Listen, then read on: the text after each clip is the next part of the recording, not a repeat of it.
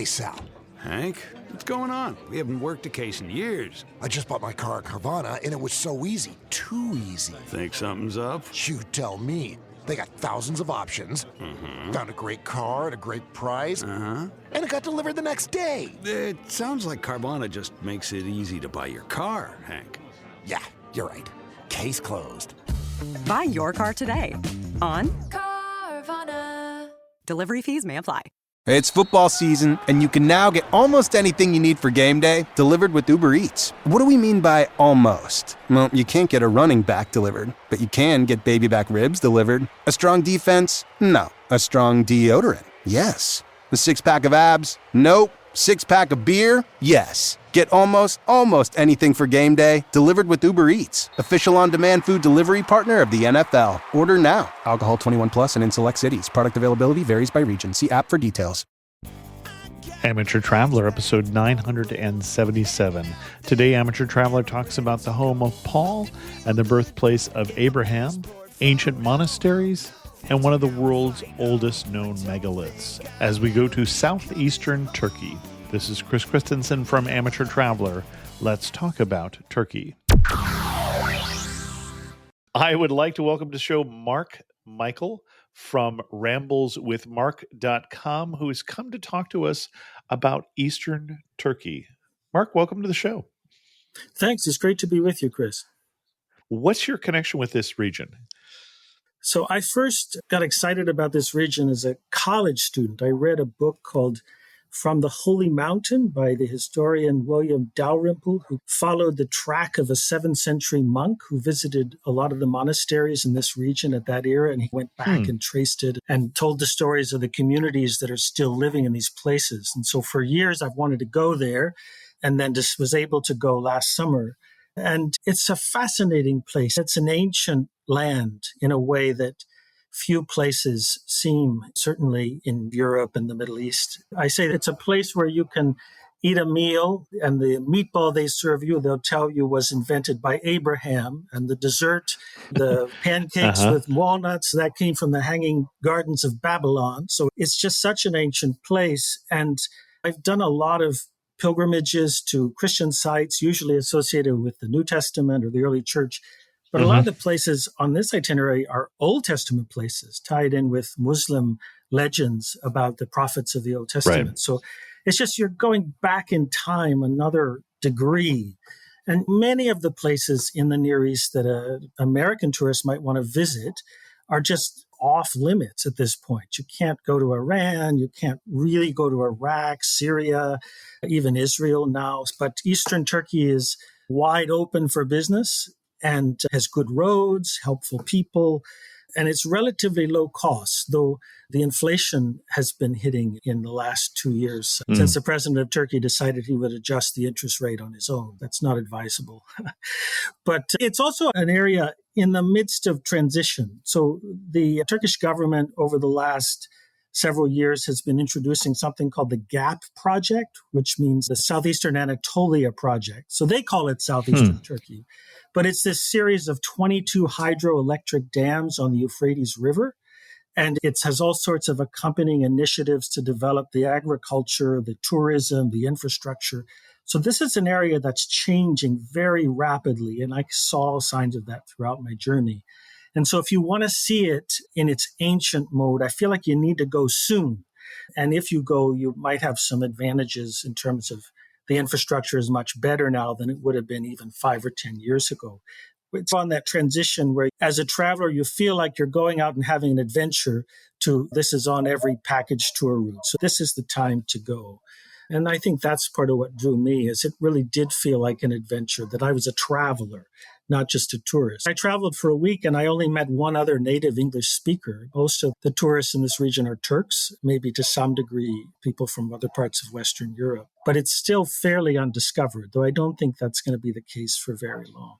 Excellent. I think you answered my second question of why should we go. So let's jump into your itinerary. What are you going to recommend for us? So I'm going to recommend that you fly to Istanbul first, and then you use a one-way flight to Adana, which is a fairly large city on the southern Mediterranean coast.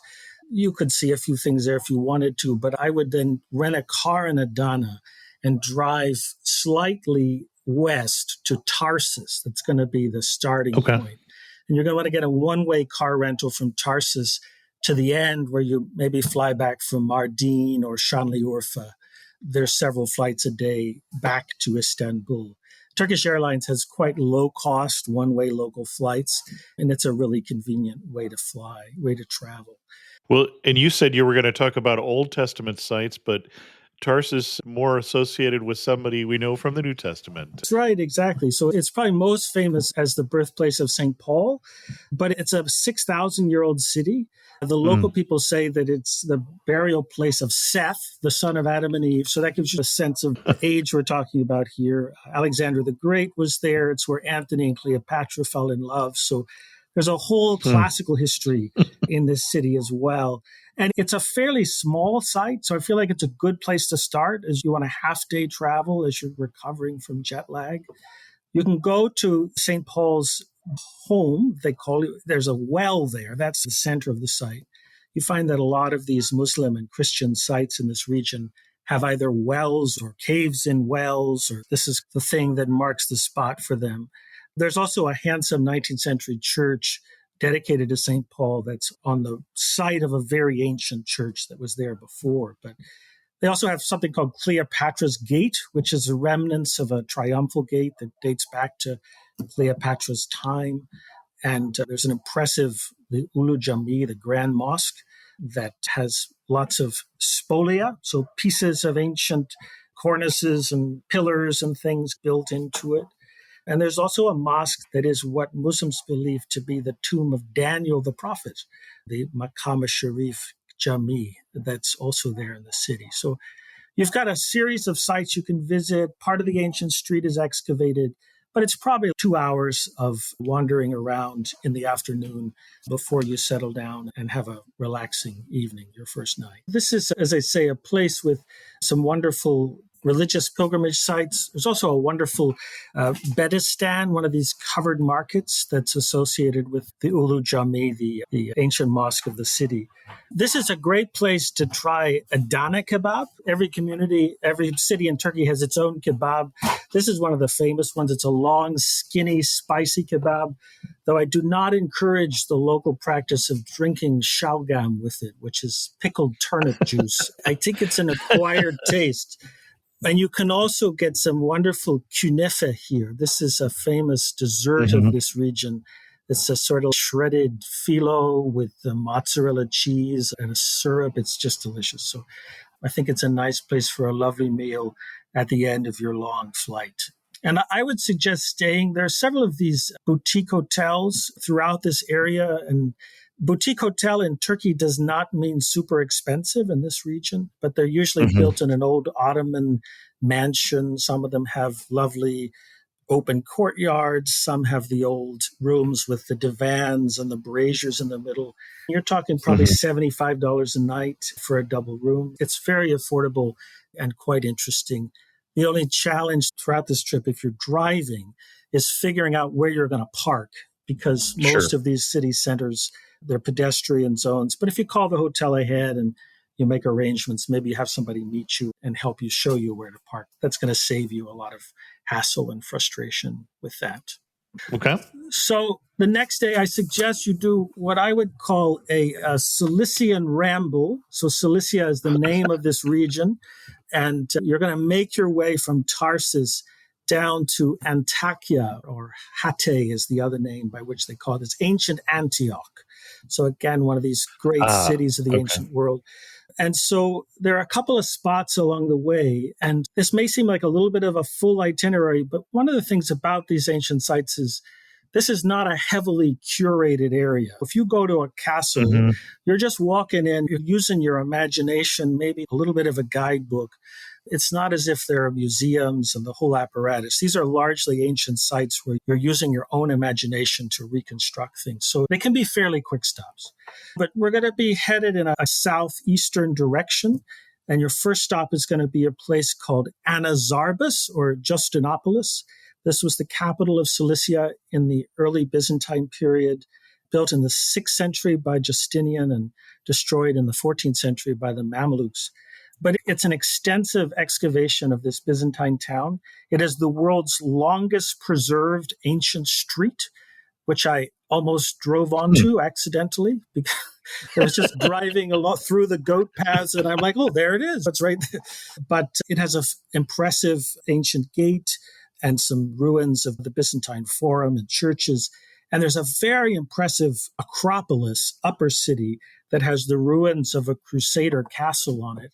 And you're supposed to be able to walk up there, but I was not able to find the passageway. But I think it's still quite a grand place to view from the bottom. It has the ruins of some churches that house the tombs of the kings of Armenia. So this was for a brief time the home of the kingdom of the Cilician Armenians. You're going to go an hour further along. You come to a place called Yilan Kale, or Snake Castle.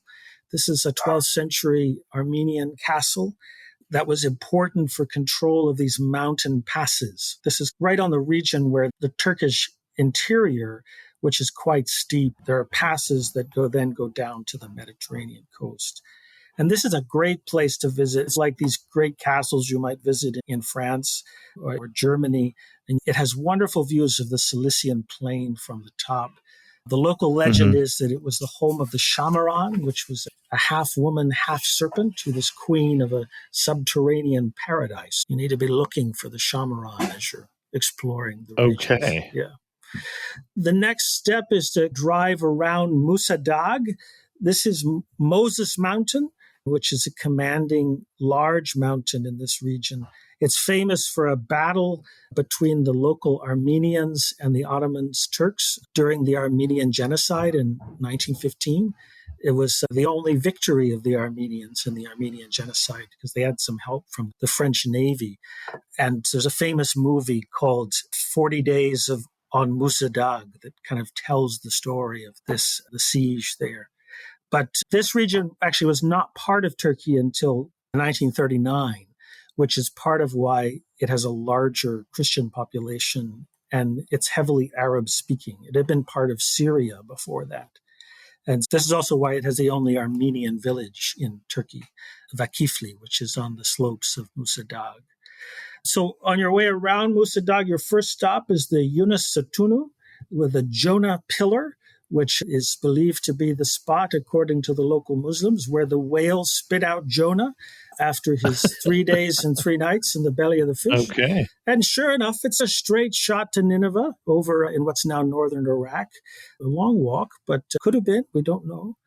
There's some great places along the way to stop for lunch. One that I recommend is called the Hate Sultan Sofrasi Kavalti Evi in Konajik. I sure hope you're going to send me these I'll links. Send you the link. I'll send you the link. The food in this region, so this region around Hatay, is just spectacular. It's a UNESCO Food Heritage region. You're talking about a sort of Arab, Syrian sort of food, hummus. They have a wonderful big kebab called a tepsi kebab, a plate kebab. Lots of salads with pomegranate vinegar and particular kinds of goat cheese. It's just as the food is never eaten so much pomegranate as I have in Turkey. That's right. And I like it, but I love Turkish food. No, it's one of the great food regions of the world. And here we're really following the dividing line between the Turkish and the Arab world through this region. Yeah. So you have influences from both sides. The next stop is just a beautiful quiet spot called Hidr Bay. The reason why they call this Moses Mountain is because of the Moses tree that is here, which the legend says that Moses lived in this area while he was in exile before he went back to Egypt to free the Israelites from slavery. And as he was out one day exploring, he put his staff in the ground. And when he turned around, it had grown into this tree. And so there's this enormous, very ancient tree that's here at this one spot. And it's become a local gathering spot. So people come. There's a pump there. Again, it's always a water source at the religious shrines. So you can drink what they call the water of immortality. And there's a creek there. And they actually have picnic tables in the creek. And you sit in the creek and you can have your cup of coffee or tea there or your sherbet. It's a really relaxing, lovely little spot, Hidr Bay. The next place is Seleucia Piera, which is the ancient seaport of Antioch. And the main thing you'll see there is called the Titus Tunneli, the Titus Tunnel. So this is basically a large tunnel that was dug during the Roman period under the direction of the Emperor Titus to be a channel to draw water to keep the bay from silting up. Ultimately not successful, but it's still a pretty impressive feat of Roman engineering. And the last stop is the monastery of St. Simeon the Younger in the 5th century. There's a craze in this time for what are called stylites. These are monks who live on pillars. And the guy who lived there, Simeon the Younger, was a priest and a healer. He lived on the pillar for 45 years. And the site was known as the Wondrous Mountain because there were so many miracles. And you can still see the pillar. It's not very tall. It's been, I guess, people took pieces of it away. But it's there in the ruins of the church that was built around the pillar on this quite dramatic hillside. So it's worth seeing. There's a more famous Simeon the Stylite, the Simeon the Elder, near Aleppo in Syria, but you can't really go there now. So this is a taste of it that's a little more accessible, this lost world of early Byzantium. And then in the evening, you'll arrive in Antakya or Hatay. This, again, it's one of the great cities of the classical era, famous for its luxury. The challenge here is that there was a major earthquake in this region in February 2023. I decided to stay there when I was there in 2024, but it's a little bit of a challenge. I don't know if you've ever stayed in an area that's recently had an earthquake. You're driving on Google Maps and it'll say turn left and there's no road there so a lot of the sites have been destroyed and are being rebuilt. I think those will be planning to go in the next couple of months. Some of these things are going to be reopening over time.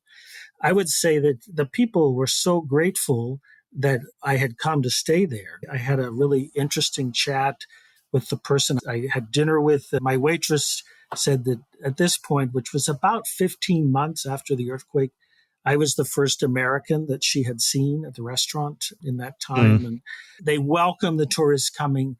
I think it's worth staying. It will be a little more inconvenient getting around for some time. And of course, we just don't know how long it will take. This is the 7th major earthquake they've had there since the 2nd century. So they're used to it, but it's still pretty devastating.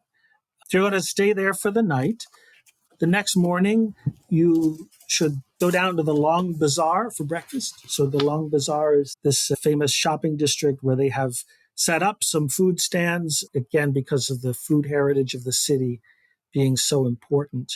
And the other site that I know will be open, because I visited it when I was there, is the Church of St. Peter. This is a cave in the mountain above the city that is said to be the first place of Christian worship, and it says in the book of Acts that this is the place where the followers of Jesus were first called Christians. Not the first place of worship, but yes, the first place they were called Christians. Yeah, and they say that it dates to 47 AD. There's a little pool for baptisms. So it's quite a fascinating place because it's built into the rock. It was not affected by the earthquake, and you can still see it. There's also a famous mosque that was in the process of rebuilding when I was there. Like many of these places, it's called the Mosque of Habib the Carpenter. And it was originally a pagan temple and then a church commemorating this local Christian martyr named Habib. And he's also mentioned in the Quran. And so it became one of the first mosques in Anatolia after the city was conquered by the Arabs in the 7th century. And the current mosque dates from the 1200s. So it's a well-known local spot, quite impressive. I could only see the ruins of it, but I think the process of rebuilding it is continuing at quite a pace. There's also a famous archaeological museum. It also is still closed, but hopefully will be opening up in the next year or so. I would suggest then going on in the afternoon to Gaziantep, which is not very far away, about an hour away.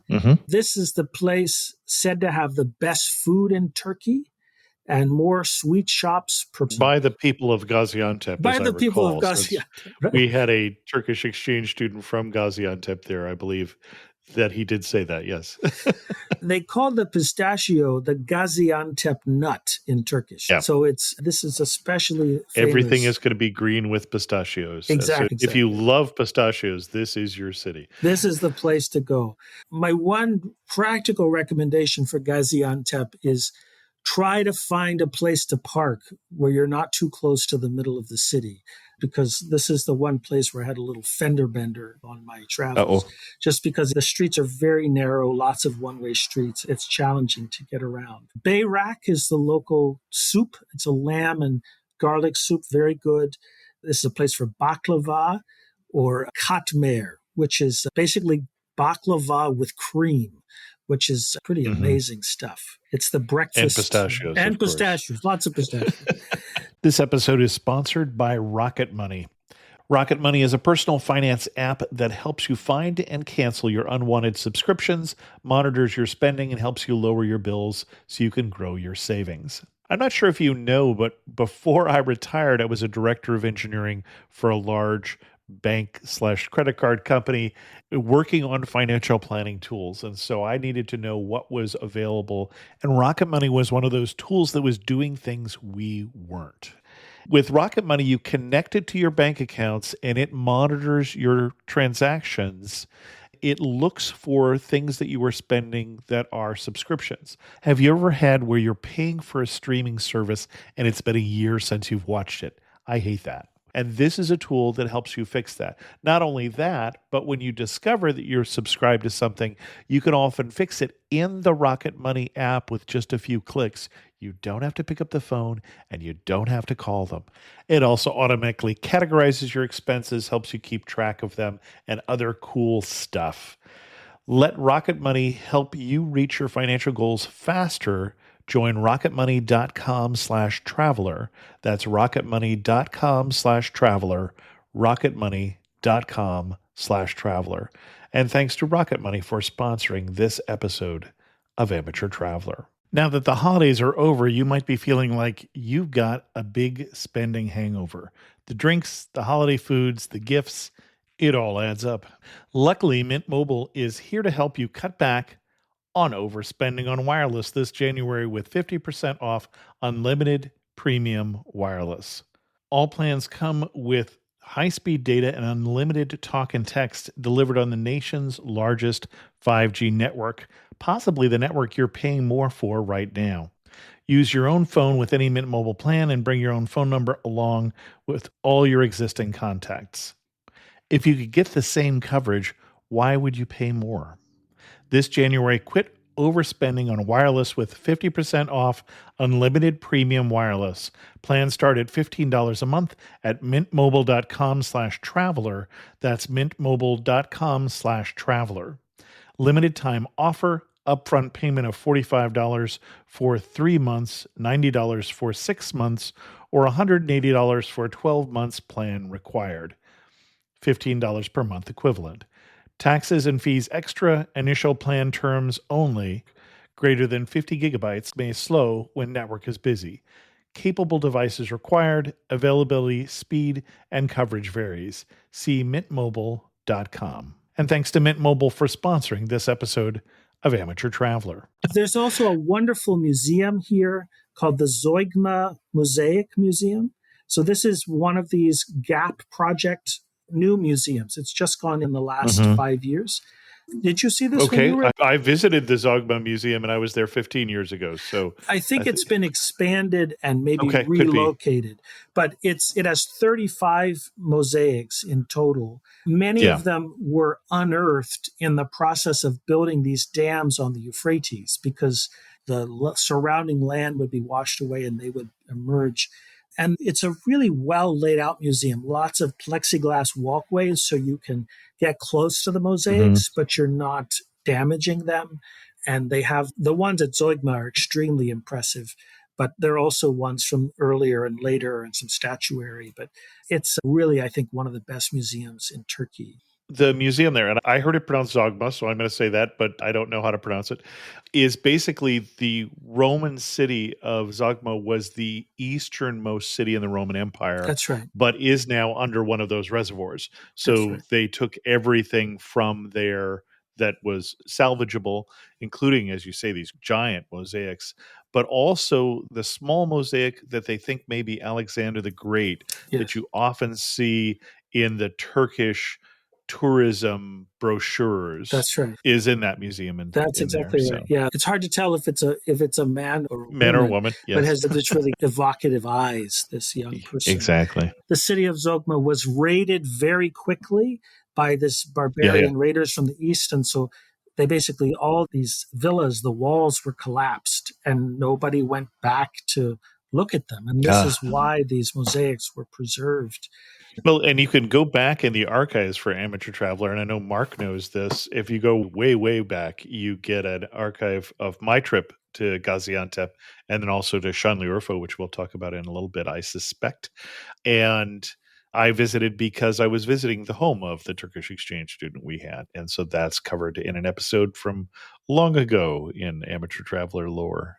And you went up to see the Citadel as well did you not? Yes, exactly. Yeah.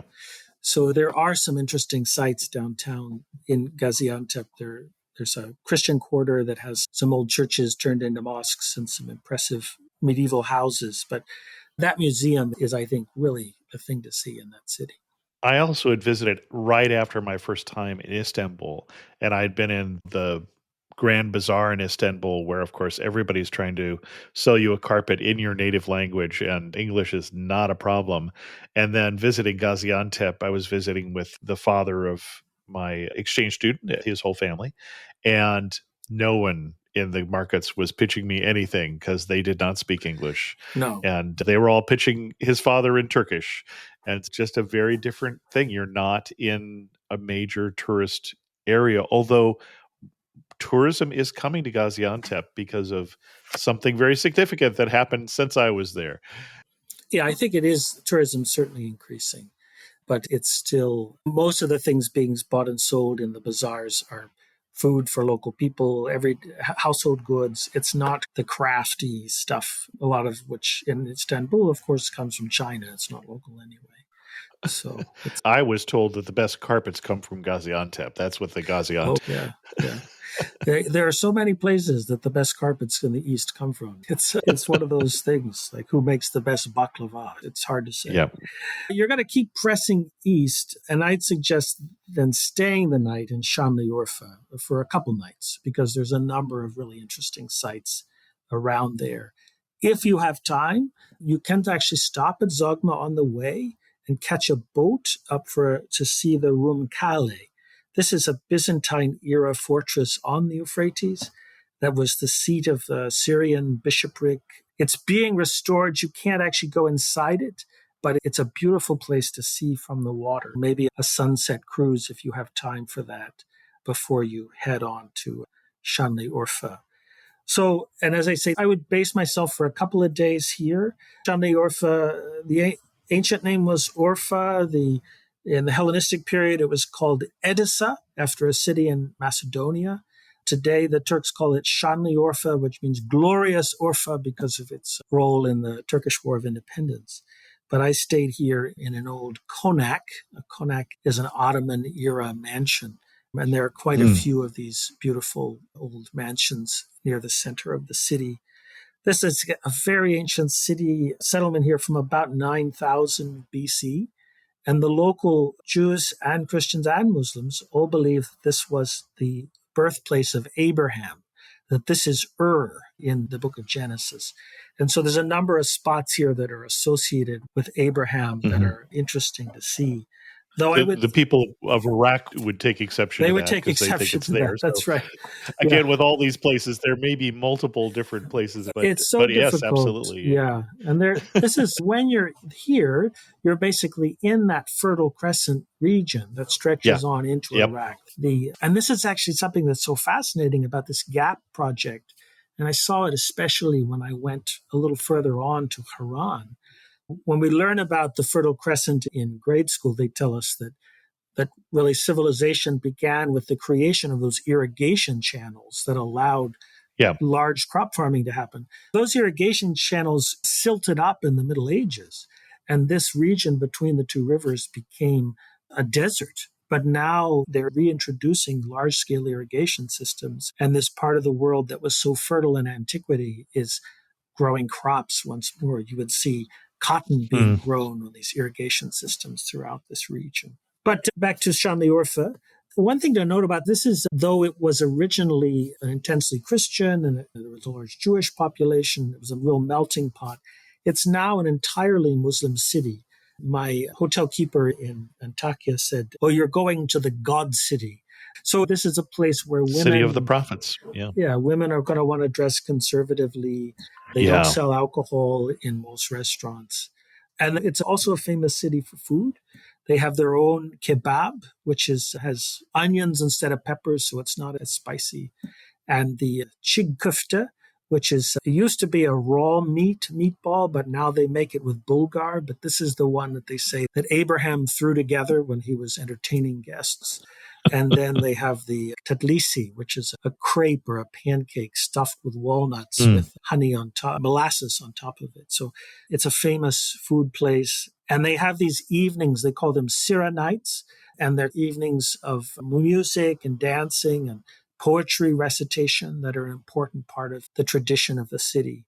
And some are closed, some are open to outsiders. It's something to ask your hotel keeper about to see if there's one being offered that night. It could be a really interesting thing to participate in. Now, Mark, when I was in Urfa, I looked at it, it's probably about 18 and a half years ago was my trip. When I was in Gaziantep, it seemed like to me a normal Turkish city, the people's dress, the styles and things like that. But just that drive into Urfa, I'm now starting to get into the Kurdish region. Yep. I'm seeing more people in Arab dress, or what I think of it as Arab dress. And it felt like you moved into the Middle East just in that hour-long drive between the two. I think that's right. There's a big difference. And I think some of it has to do with the Euphrates being a natural boundary, a deep cultural boundary. But this whole trip kind of travels that Arab Turkish fault line north-south, but there's also an east-west fault line where you're dealing with the difference between the classical civilizations of Greece and Rome and then the ones that are influenced by the Persia and the Parthians. And that all runs right through this region.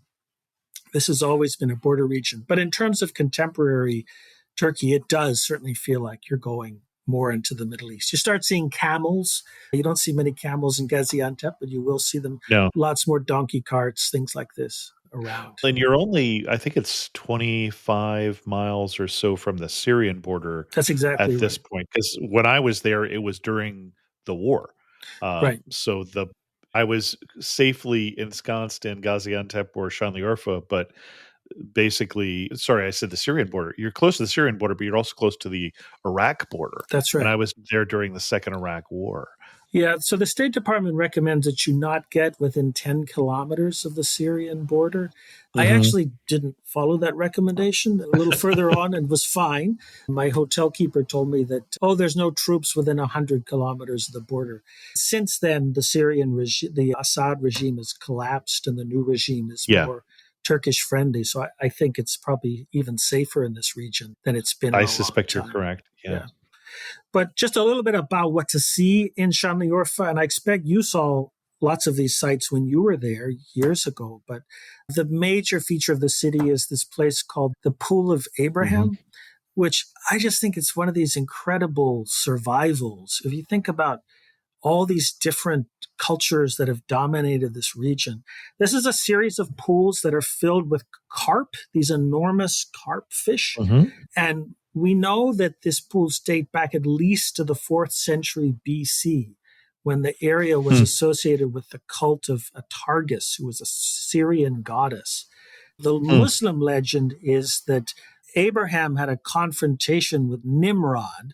Nimrod is a figure from the book of Genesis, but he's much more important in Muslim stories around Abraham. And Abraham falls in love with his daughter, and Nimrod throws him in the fire, and then God turns the fire into the pools and the logs into the fish.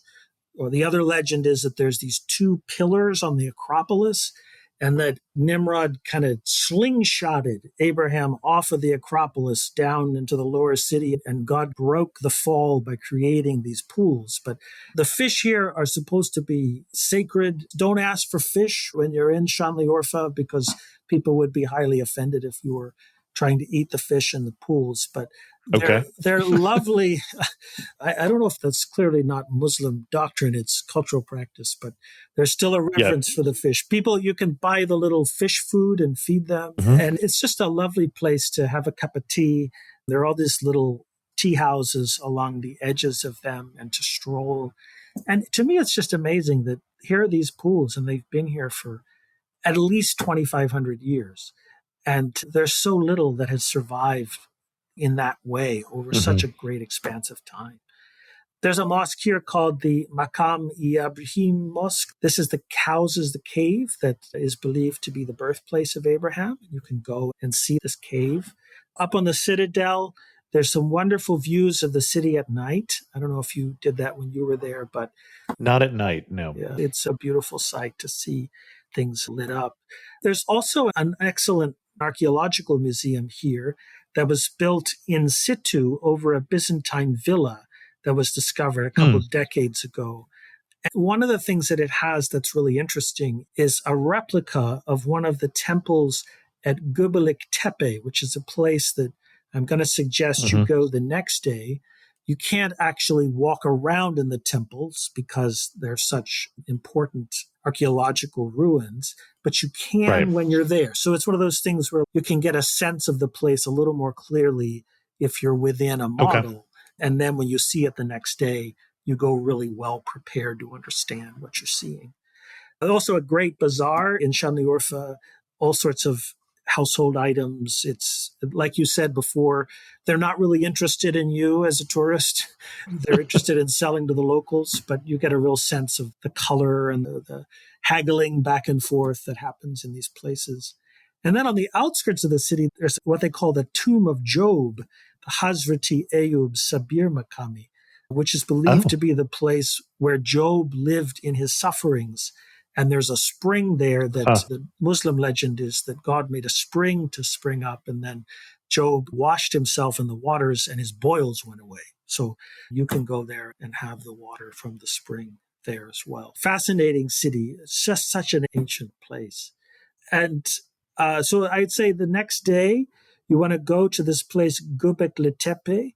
This is a Neolithic site. Did you go there on your trip to Shanli Urfa? No, I don't think it had been discovered yet. Okay. That was the thing I was referencing earlier, is there is more tourism now because of this site you were about to talk about than there was when I was there. So because we believe this is the oldest known city. Known city. Perhaps, yeah. This is today, we think. That's what we think. So it's about 20 kilometers northeast of the city. So very close, very easy drive out. And it's been excavated for about 30 years, but I think it was only really open to the public in the last decade. And it's just so old. It dates to 9,500 BC, which means it's like twice as old as the pyramids, and 6,000 years older than Stonehenge. So it just blows the mind in terms of how ancient this place is. Predates the development of pottery and agriculture and the domestication of animals. So it's at the very origin point of human civilization. And it's this series of circular temples that are held up by these massive monoliths. And some are as tall as 20 feet tall, and they weigh many tons. So you have to think about the kind of ingenuity and cooperation that it took to build structures of this size before you have agriculture and pottery and the domestication of animals. And many of them are carved with relief sculptures of animals or human figures. So these are clearly sites that are intended to be monumental and to be special sacred places. And this site has actually led to a reassessment of prehistory and of how civilization developed. The old assumption that I learned in grade school was that agriculture produced civilization and that religion and ceremonial life was a product of the leisure time. So that came later. But this site actually suggests that the process worked the other way around, and that the gathering for ceremonies, religious ceremonies, maybe came first and crop cultivation followed. There's some early signs of crop cultivation on the site because when you gathered people for these ceremonies, somebody had to do the catering. And so you develop the agriculture to feed the people who are gathered for the ceremonies. It's flipping the tables on what human society and connection is actually about. And that's all really well presented. This is not surprisingly a UNESCO World Heritage Site. Yeah, it's spectacular. It's very well presented. So it's covered with this big canopy, which is helpful if you're going there. For most of the year, it's pretty hot there. So you don't feel like you're rushed. You can look very closely. And there are all these walkways that allow you to get really close to the site without obviously disturbing any of the remains. Also, a really great museum that narrates the story of the site well and helps you to appreciate what you're seeing. So you have to see it when you're there. Even I'm not a big prehistory guy, but I tell you, it's not like any other prehistory site that I've been to. It's really impressive. And from what I'm seeing, this actually opened or possibly reopened in 2017. Okay.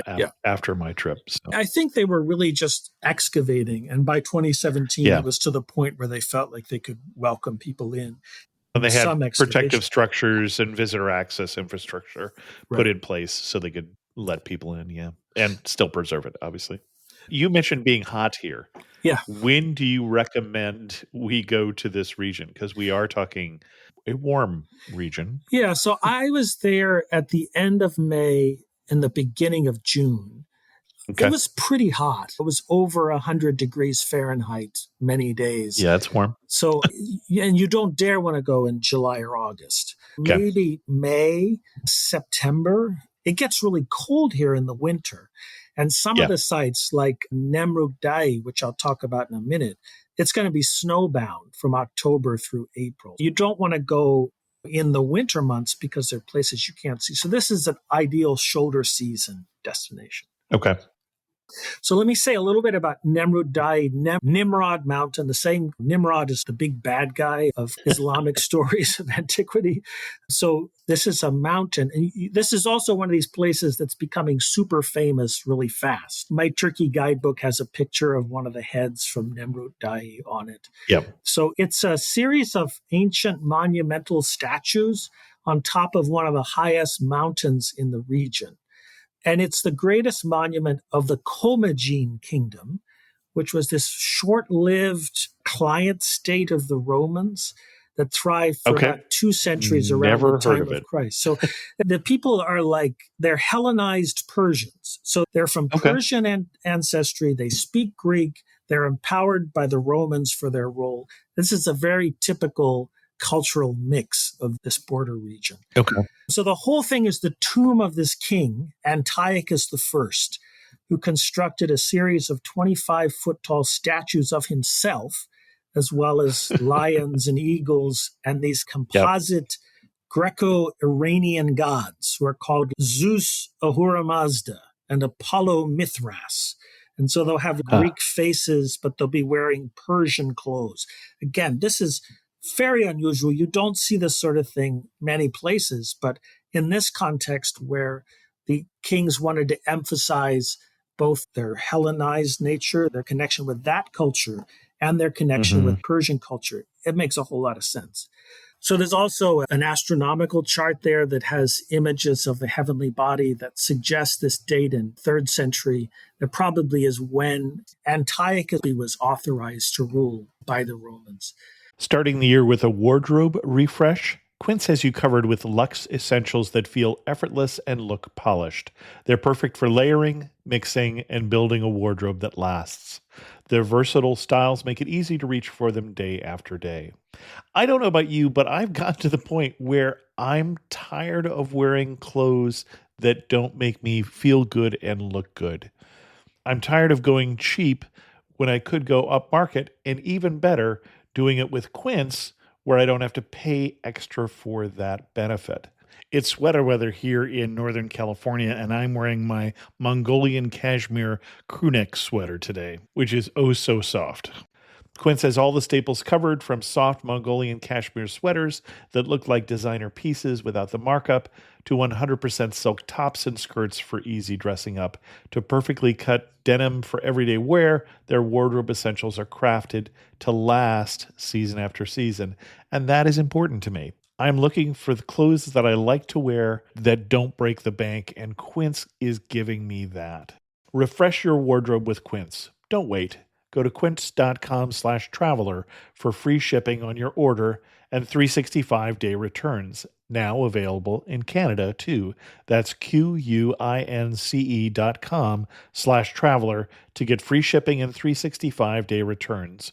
Quince.com/traveler. And thanks to Quince for sponsoring this episode of Amateur Traveler. I had that dream again. My small business needs to hire, but I don't use LinkedIn, and I hire wrong. So then I'm doing IT, and when I go to plug the servers in, they become sentient, and they won't let us access our network unless we forward their chain emails and memes to more and more and more people, and then I wake up. Don't let hiring nightmares ruin your dreams. LinkedIn Jobs' new AI assistant finds and invites best fit candidates to apply, so you can discover talent you may have missed. Post your job for free at linkedin.com/quality. Start hiring today with LinkedIn. So these statues, they're all beheaded at some point. So these heads are strewn around the complex that used to be on top of the 25-foot tall statues. Really, with the pointy hats. With the pointy hats, that's right. Yeah. So, that you'll see on your Turkish guidebook, quite possibly. You will. So it's just a very unusual set of monuments, and not quite like anywhere else in the world. And it makes for a decent day trip. It's about a 3-hour drive from Urfa. Okay. But yeah, there are tour companies that will do it for you. If you want to see the sunrise there, which some people want to do, that means leaving in the middle of the night. And I wouldn't exactly recommend driving long distances on Turkish mountain roads in the middle of the night. But if you're comfortable just leaving in the morning, I think you can spare yourself the $600 that those trips take. You can actually also rent a helicopter, and they'll help you to see it from the air. But I personally think you want to go there and see it on foot, because you get a real sense of just how massive these monuments are to this king who has otherwise been forgotten by history. So it's like the Ozymandias poem. Yeah. Look on me, ye mighty, and despair. But the guy is a footnote in history. And on the way up or back, there are a series of other sites associated with the Commagene dynasty that are very close and very easy to see. There's a monument called the Karakush Tumulus for several of the Commagene queens, including Antiochus's wife. There's a bridge built in the 2nd century by the Roman 16th Legion during a war against the Parthians. And there's also the ruins of a Commagene city that contains the grave of Antiochus's father, Mithridates I, and some kind of reliefs. There's a famous relief of Antiochus shaking hands with the god Heracles that you also see on a lot of the tourist brochures. So like many of these ancient sites here, there's not going to be a lot of interpretive material, but it is a nice, quiet, open spot you can go and explore. There's a cistern there, a small cistern you can peek into. You have a little bit of that sense that you're Indiana Jones exploring this site that it appears nobody else has found. But I expect that as more and more tourists come to this area, that experience will be a little rarer because it is such an impressive site. So the next day, I'm going to suggest that you continue your journey east, and you're heading for the city of Mardin, which will be the place you'll stay for the rest of your time on this itinerary. One stop along the way in Haran. This is also an ancient city mentioned in the book of Genesis. Abraham lived there for a while. That's not in dispute in the way that, where is in dispute. But it was a great city at the time of the Silk Road, and also a great city in Roman and Byzantine times. There are these Byzantine walls, and this is one of these places where it's a village, but it sits inside these enormous Byzantine walls. And there are just a few houses up against the sides of the walls. The walls are mostly given over to pasturing sheep, and you have the sense of a place that was once a grand city, but now is just a shadow of what it once was. The mosque there is the oldest mosque in Anatolia, in contemporary Turkey, and the site of the first Islamic university. And so you can see some of the ruins of the structure as well as the mosque itself. There's also in this place the Well of Jacob. So it marks the place where Jacob from the book of Genesis met Rachel, his great love. And this Jacob ended up staying there for 14 years to win the hand of Rachel from her father. And you can go down into the well. Technically, he ended up staying there 7 years to win her hand. That's right. But was given her sister and had to stay another 7. Yeah, it was just bait and switch. 14 adds up totally. Yeah. A good argument against wedding veils, I think. When you get married, you got to know. A good argument against wedding veils, yes. And this is also, there are these famous, what should I call them, beehive huts where they have these cone-shaped roofs using this unique construction technique. They're round. I think people might be more familiar with the similar huts that are in Alberobello in southern Italy. And there's some thought that maybe some of the builders of those huts in southern Italy may have originally come from this region. But there they go back to antiquity. They'll tell you that this is what Abraham used to live in. And you can tour a couple of these. It was interesting. I was talking to the guy who was giving me the tour, and it was 7 or 8 of these that were all built conjoined to each other. So it made quite a large, impressive palace. And he was born in these. This is a guy maybe in his 40s or 50s. And I said, so do you still live in one? And he said, oh, no. Since the GAP project came, we've all built new houses and we only use these huts for barns and for sheds. But still they're preserving some of them. And they're well worth seeing, very interesting places here, unique. There's also a really nice restaurant in Haran, which I had not expected. So my guidebook was a little old and it said, when you go to Haran, there's no place to eat. You have to take things to give to the children because they'll rush your car and beg you. Children were all in school. People were living in new houses. This is a place that's rapidly being changed because of the impact of the GAP project. And this is one of those places where you were violating what the State Department recommended because you're very close to the border. Pretty close. Not as close as when I was in Nusabian, but pretty close. I'll talk about that. Okay, got it. Okay. Yeah. And then we're continuing to Mardin, which is on the edge of a region called the Tur Abdin. And this was in some ways for me the place that I was most hoping to see. The name means the mountain of slaves or the mountain of the servants of God. And it references a large number of monasteries that were located here in antiquity. There may have been a couple hundred of them. There are now just a handful, 4 or 5. But it's the homeland of the Syriani, the Syriac Orthodox Christians. They still speak a dialect of Aramaic, which is the language that Jesus spoke, and they use a 5th century liturgy, the oldest one used by any Christian community in the world. There are about 30,000 of them left in Turkey. Less than 10,000 of them live in the Tur Abdin, but this is their ancient homeland.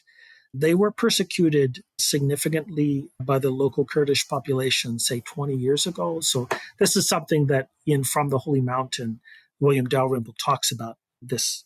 Things have gotten better, and their churches and monasteries, many of them have been recently restored because these people, the refugees would go to Scandinavia and Germany and England, and then they come back and restore the community centers. So it's an area where the cultural heritage is deeply respected and it's being tended to, but it's just remarkable in how old it is. They have a few dozen churches and monasteries scattered across the region. And I'd suggest basing yourself in Mardin and then doing day trips out to see a couple of these. And I'll mention a few that I found particularly interesting. In terms of Mardin itself, it's called the White City. It's a beautiful city, lots of houses with ornate, ornamental carvings on the outside. This is a great place if you want to do some souvenir shopping. The traditional craft of the Syriani is told telkari. It's a silver filigree jewelry. And there are many wonderful shops along the main street that sell various figures in the silver filigree. And there's also lots of shops to buy the local wine. So the Syriani are famous for their red wine. They'll tell you that Noah planted the first vineyard another mountain or two over. And so they've been doing this for a very long time. And they have soap there as well. Lots of soap Mardin is famous for. So I would save your souvenir shopping for the end when you're in Mardin. There's a very nice museum that has lots of beautiful examples of this silver jewelry. And also a mosque, a 14th century mosque called the Sultan Isa Madrasa. It's really an Islamic seminary, but you can go up there on the roof and you have a wonderful view of Mardin itself with the mosques and the church towers, and then the whole way out across the Euphrates plain. It's just a spectacular place to get a sense of the whole region, especially like at sundown to see the setting sun. Mm-hmm. So there are two large monasteries in this region. One is called Deirul Zafaran, which means the Saffron Monastery. It's also called Mor Hananyo. One of the tricky things about this is that lots of these places have a Turkish name and they have a name in the local Aramaic dialect, Toyoro. Mm-hmm. And so this place, Deirul Zafaran, it was the seat of the Patriarch of Antioch, the head of the Syrian Orthodox Church for a long time, centuries. The monastery itself dates from the 5th century, but the crypt of its chapel is said to be a temple of the Mesopotamian sun god Shamash.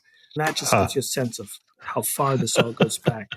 There are also chapels there containing the graves of 12,000 martyrs from the early Christian period. The monastery has its own vineyard and a lovely wine shop and cafe that you can visit. And I actually had tea with one of the monks, Father Gabriel, when I was there. He spoke excellent English because he used to run his family's telkari shop in the Great Bazaar in Istanbul, so before he became a monk. But this was a place where, so they send boys, especially from the communities back in Northern Europe, to go and spend the summer at the monastery. And they're instructed in the faith, and also they learn the language and the liturgy. And so I asked to stay behind, and I went to evening prayer, which was led by Father Gabriel and lots of these boys who were chanting their Aramaic. And it was just a really beautiful, powerful experience for me to be in this place where Christian worship had been happening continually for over 1,500 years, and in this language that goes back to the very beginning of Christianity. So if you can go to a service there, it's well worth it. The other monastery is called Mor Gabriel. It's closer to Midyat, which is the other city in this area. It's even older. It's founded in the 4th century, a century after monasticism began. So it's really back at the beginning.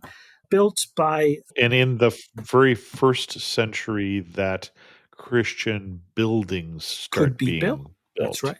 Yeah. So in the 300s, The main church here was built by Justinian, and it has some beautiful Byzantine mosaics and an impressive floor in Opus Alexandrium, which is that ornate floor mosaic style. The mosaics, they really reminded me of the ones at Ravenna, if you've been there, with the kind of the gold and the glass, just really exquisite.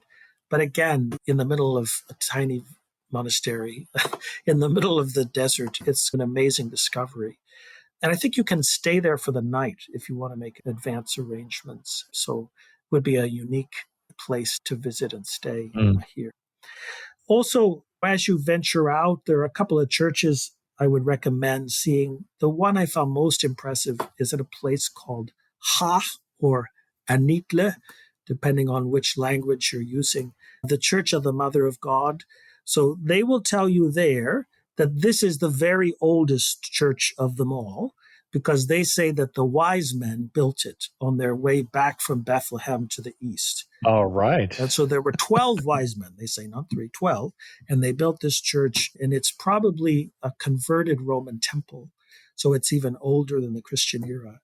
But it has this very unusual pyramidal dome and these capitals deeply carved with palm trees and garlands. It's one of these places that you go to and you think, it's almost like this church grew out of the rock. It looks that old. And of course, it's still a center of Christian worship today. There's a second church in the village called Mor Sobo, which was the largest church in the region, and an outdoor basilica, because in the summertime it was too hot to go to church inside in this region, so they would have it outside.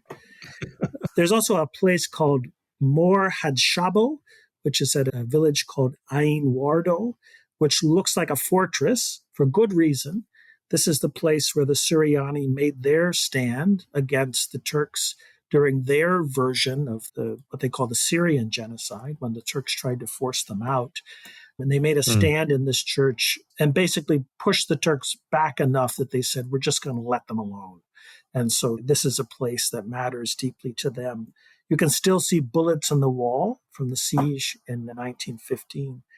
And it's a place I got there when I had to go to Google Translate and ask where the key was. And somebody helped me find the person. And they took me up on the roof, and it was wonderful. It has a very impressive altar niche as well, which looks a lot like the mihrab in a mosque, the place where prayer is directed. Because these communities artistically are just not connected with the rest of the development of artistic culture in the West. So they took a lot of their cues from local Islamic architecture, which was in terms influenced by Christian architecture. Another place that's worth seeing is called Mor Yaqub in Salah. This is an 8th century church that's restored by an active monk called Father Daniel, who's apparently a big deal among Syriac Christians on Instagram. So you can find Father Daniel there. And part of what's interesting to me about this church is that it has a nave that is wide and shallow instead of being long and narrow. And that's partly because it was primarily a monastic church. So there's not a big congregation. It's mostly the monks singing in choir. But it's also thought to be based on Zoroastrian temple architecture, which again, you're in this border region between the East and West, and that would be a natural kind of way to design your churches. It's very rare. You don't see it many other places in terms of Christian architecture. No, if I see that, I think I came in the wrong door. Yeah, that's right. Yeah, but they have the main chancel and then 3 chapel on either side, but it's very wide.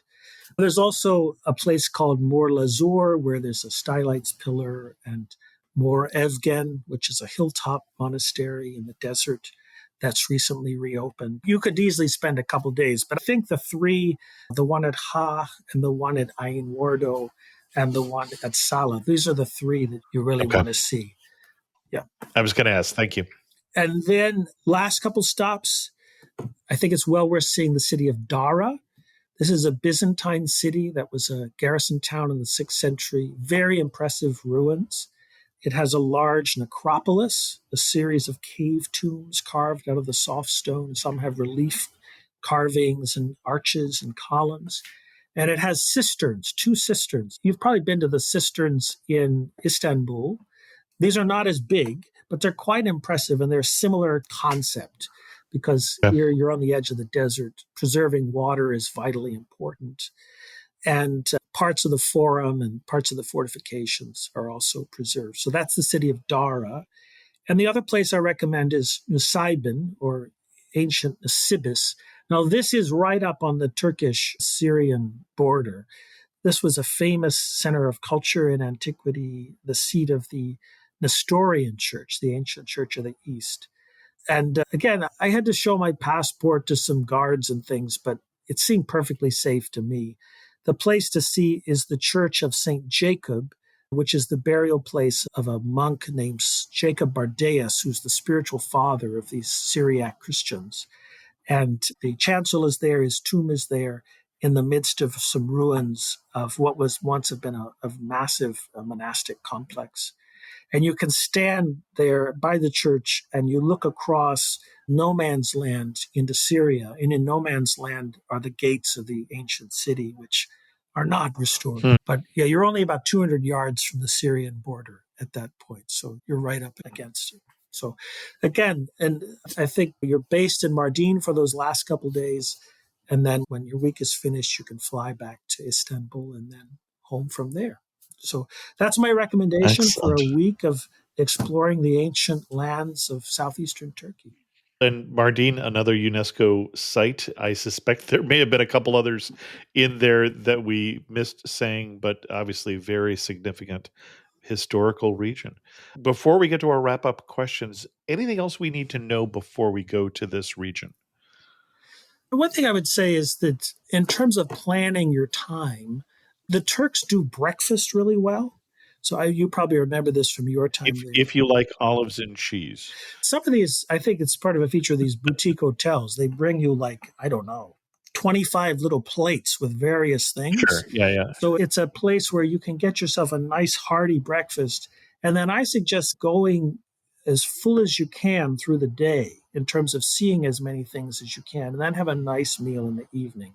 I think there's so Okay. many things to see that it's a shame to. Meals are done in a fairly leisurely way in this part of the world, Yeah. and that can make it a challenge if you're trying to pack in a lot of sites. In terms of a practical planning tip, I would say Maybe a just picnic lunch or something yeah, instead. take a Okay. picnic lunch, grab a quick kebab at a stand or something. But yeah, that could be a helpful planning point. And the other thing I would say is there's part of the development of all this infrastructure is that they're putting in highways and then they often don't have hardly any exits on them. So I almost ran out of gas in this part of the world because I was thinking, oh, get on this highway and then I'll get off. And there was no exit for 40 miles because they're really linking these communities. And eventually they'll develop all of that. But just be aware that in this case, I got off and I finally found a gas station and it had only diesel. And so a local boy offered to go get me a water bottle's amount of petrol from the next station. And so he did. And again, this is part of people being so friendly and helpful in this part of the world. I felt very welcome. You're a curiosity when you're a Western traveler in this part of the world, which is not my experience in traveling in anywhere in Europe. And people want to go out of the way to be helpful. They want to chat to you. It can be a lot of fun. It's a unique way to engage with a part of the world was very important in antiquity, but has been forgotten by the rest of the world for a long time. Yeah. Excellent. As we get to our wrap-up questions, you're standing in the prettiest spot in central and eastern Turkey. Where are you standing and what are you looking at? I think you've climbed up on the roof at the Syria madrasa in Mardin, and you're looking over the Mesopotamian plain.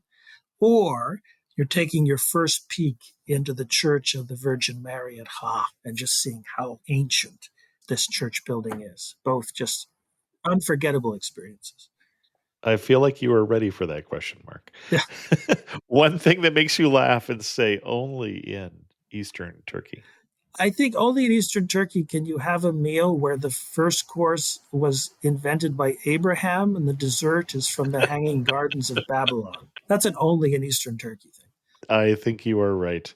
Excellent. And if you had to summarize the region in 3 words, what 3 words would you use? I would say ancient, evocative, and adventure.